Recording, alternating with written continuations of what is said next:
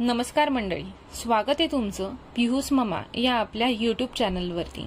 आज आपण बघूयात एकादशी स्पेशल थाळी। त्यासाठी पहिले आपण करून घेऊयात भगर। भगरमध्ये मी 1 चमचा तूप टाकून बटाट्याचे काप चिरून टाकले। ते चांगले गोल्डन ब्राऊन होईपर्यंत फ्राय करून घ्यायचे। फ्राय झाले की ते काप आता आपण काढून घेऊ। जे तूप होतं बटाट्यांसाठी आपण टाकलेलं त्यामध्येच आता आपण 1 चमचा तूप टाकून घेतले मी। सोबतच जिरे चांगले तडतडले की त्याच्यामध्ये 4 ते 5 हिरव्या मिरच्या कट करून टाकणार आहे मी। मिरच्या पण चांगल्या फ्राय करून घ्यायच्या। जे बटाटे आपण फ्राय करून घेतले होते आधी ते टाकू आता। ते पण मिरच्यांसोबत चांगले फ्राय करून घ्यायचे। आता 1 वाटी भगर घेतली मी। 1 वाटी भगर मी आधी स्वच्छ पाण्याने धुवून 15 मिनिटं भिजवून ठेवली होती। जर 1 वाटी जर भगर असेल तर त्यासाठी 2.5 वाटी गरम पाणी टाकायचं। चांगलं मिक्स करून घेऊ। आता चवीनुसार मीठ। इथे मी 1.5 चमचा शेंगदाण्याचा कूट टाकते। एक 5 ते 7 मिनिटं भगर चांगली शिजवून घ्यायची। 5 ते 7 मिनिटांनंतर तुम्ही बघू शकता आपली चांगली मऊ लुसलुशीत भगर तयार आहे। आता आपण दुसरा पदार्थ बघूयात, उपवासाची कढी। त्यासाठी मी 1 वाटी दही घेतलं। 1 वाटी जर दही असेल तर त्यासाठी 2 वाटी पाणी टाकायचं। चांगलं मिक्स करून घ्यायचं। चवीनुसार मीठ।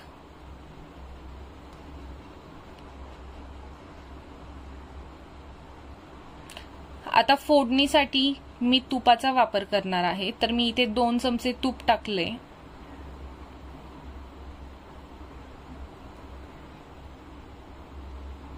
जिरे, 4 ते 5 मी हिरवी मिरची कट करून टाकली आहे।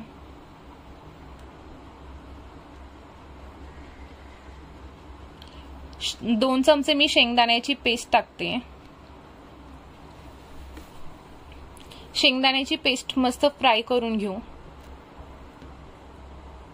आता थोडंसं पाणी टाकून घेऊ जेणेकरून आपल्याला शेंगदाण्याची पेस्ट फ्राय करता येईल। पेस्ट करताना मी आधी कोणतंच पाणी टाकलेलं नव्हतं। जसं आपण कूट बनवतो तशीच मी पेस्ट बनवलेली होती। पेस्ट चांगली फ्राय करून घेऊ। ते तूप सुटेपर्यंत आपल्याला पेस्ट फ्राय करून घ्यायची आहे। तुम्ही बघू शकता इथं मस्त पेस्टला तूप सुटलेलं आहे। आता जे आधी मिश्रण केलेलं होतं आपण दही आणि पाण्याचं ते मिक्स करून घेऊ। आणि मिक्स करताना जेव्हा आपण ते मिश्रण टाकतो तेव्हा मिक्स करताना चांगलं खाली ढवळून घ्यायचं जेणेकरून कुठल्याही गाठी राहणार नाही त्याच्यामध्ये। तुम्ही बघू शकता इथं मी चांगलं मिक्स करून घेतले।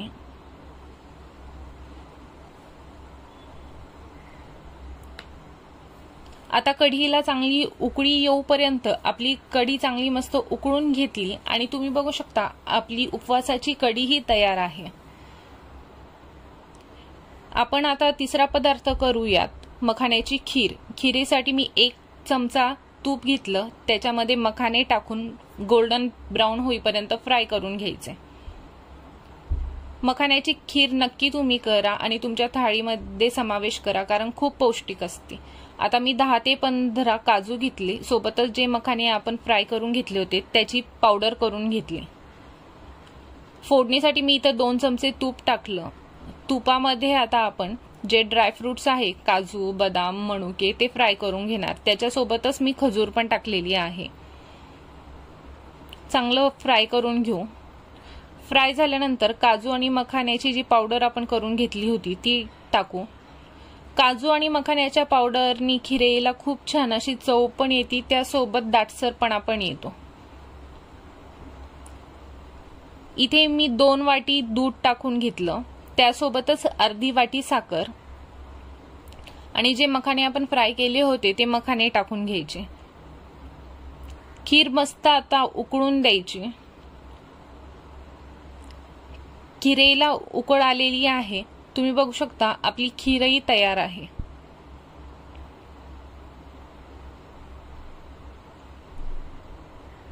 आता आपण बघूयात मस्त असा झणझणीत बटाट्याचा ठेचा। त्यासाठी मी आधी जिरे घेतले, 8 ते 9 हिरव्या मिरच्या घेतल्या। हिरव्या मिरच्या आणि जिरे चांगले कुटून घ्यायचे। त्यानंतर इथे मी 2 बटाट्यांचे काप करून घेतलेले होते। बटाटे, हिरव्या मिरच्या आणि जिरे हे तिन्ही पदार्थ चांगले कुटून घ्यायचे बारीक होईपर्यंत।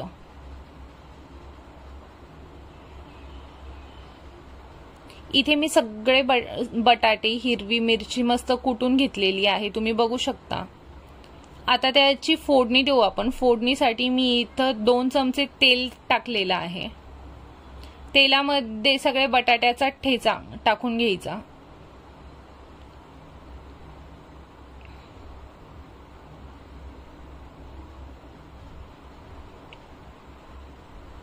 मस्त तेलामध्ये तो मिक्स करून घेऊ आपण।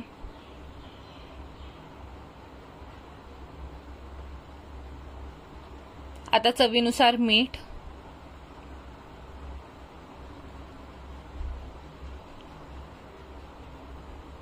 मीठ पण चांगलं मिक्स करून घेऊ।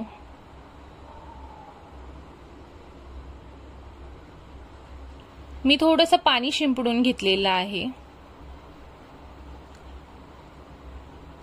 म्हणजे झाकण ठेवून आपला बटाट्याचा ठेचा चांगला वाफेवर शिजेल।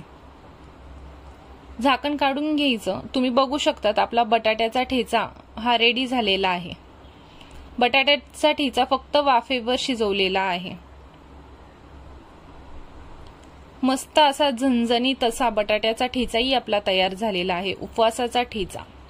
आता आपण थालीपीठ बघूया। त्याच्यासाठी मी 1 वाटी राजगिऱ्याचं पीठ घेतलं, सोबतच 2 चमचे मी शेंगदाण्याचं कूट टाकला, अर्धी वाटी कोथिंबीर, अर्धी वाटी काकडी, चवीनुसार मीठ, थोडी जिरे पावडर टाकली आणि मिरची कुटून घेतली होती ते अर्धा चमचा मी टाकले। मस्त असं थालीपीठाचं पीठ आपण मळून घेणार आहोत।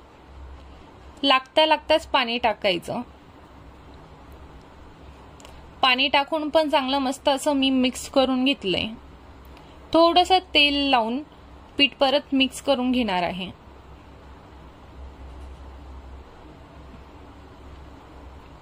आता मी रुमाल ओला करून घेतला, त्याच्यामध्ये थालीपीठाच्या पिठाचा उंडा घेऊन थालीपीठ मस्त थापून घेते। जसं तुम्हाला लागेल तसं तुम्ही पाणी टाकून थालीपीठ थापून घेऊ शकता। तुम्ही बघू शकता तिथं मी बोटांच्या साहाय्याने थालीपीठ व्यवस्थित असं थापून घेतलेलं आहे।